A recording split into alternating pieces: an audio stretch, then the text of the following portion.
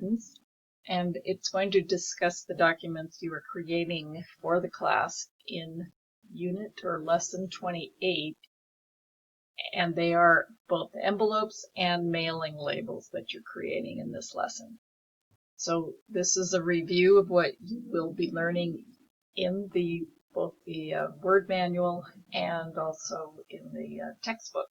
So both describe how to do this.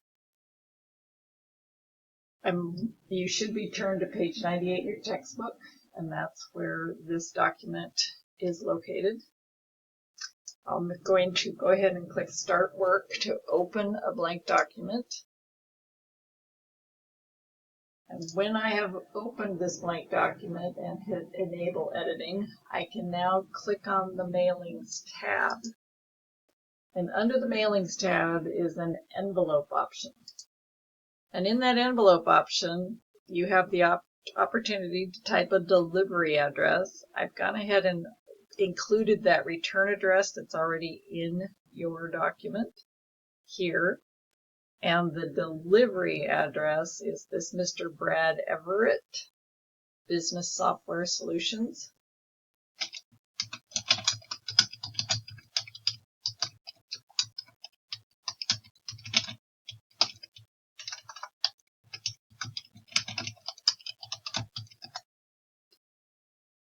Etc. Now, yours will have the entire address in it, 1410 Monterey Road, San Jose, California. But for demonstration purposes, I wanted to show you that you now simply need to add to document, and this is included now in the letter as an envelope. So your letter actually has the corresponding envelope included in it. So if you were to type this, if you were to print this, you would need to load envelope paper in your printer, and it would first print the envelope and then the corresponding letter that goes with that envelope. So you would then, of course, save this file and then submit it to GDP just like you have been for lessons 26 and 27. So again, what we did was we used the envelope tab to create this document. Moving along then, I would like to also now show you how you're going to create mailing labels. So you don't have to do 28-10, you may do that if you'd like, but now I'm going to skip down to the mailing labels that you need to create in correspondence 28-11. Again, we will start work, click on the Open tab, Enable Editing.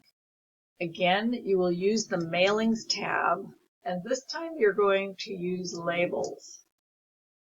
So it opens a dialog box for labels. Your book instructs you to click on the Options tab, and you will need to, in your software, it probably is set to Microsoft. Because I use this a lot on my home computer, I already have it changed to Avery US Letter. And now I need to scroll down until I find the 5160 labels. And once I have found that, now that is the size of the address labels that I want to use. So now I'm going to click on the New Document button. Notice that this opens an entire new file for you. So the document that opened when you hit Start Work was one that was with the file name 28-11 in it. This is a new file.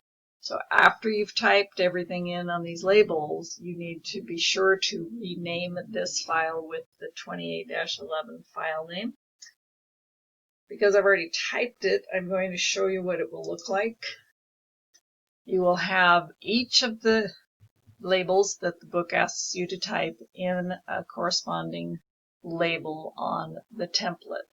So the first one, of course, has the purchasing department, Abbott Labs, etc. The second label has the Frank Zimmerly. The third one, John Sanchez, etc. So once you've typed all 6 of those addresses into a different label, then you will save as 28-11, go back to GDP and submit by clicking on Browse. Find the file where you've saved it on either your jump drive or your computer, and then submit work and look at the scoring for it. Be sure that you have 0 errors before you move on. Common errors that happen with this file: students sometimes will press the enter key after the zip code. And if you do that, you will receive an error for each of the times that you press the enter key. So do not let that cell marker, which this is the end of cell marker, you need to have that right after the zip code. So do not make the mistake of pressing enter after that. Otherwise, like I just said, you will receive errors for that. All right, assuming you have 0 errors and you're ready to move on, let's pop down to 28-12.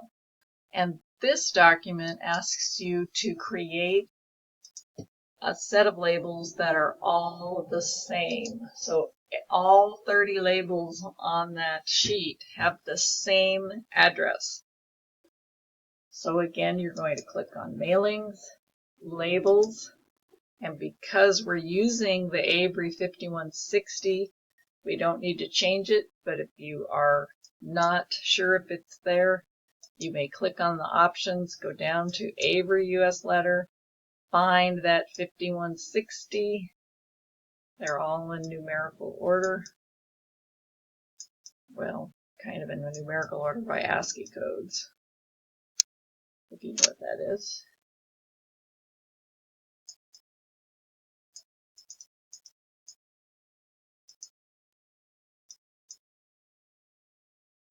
And now, instead of creating a new document right now, we are going to go and put in that shipping and receiving information into that box. So shipping and receiving, e-office outlet, 1122 North Highland Street, Arlington, Virginia, 22201. So I'm going to just type for you the shipping and receiving.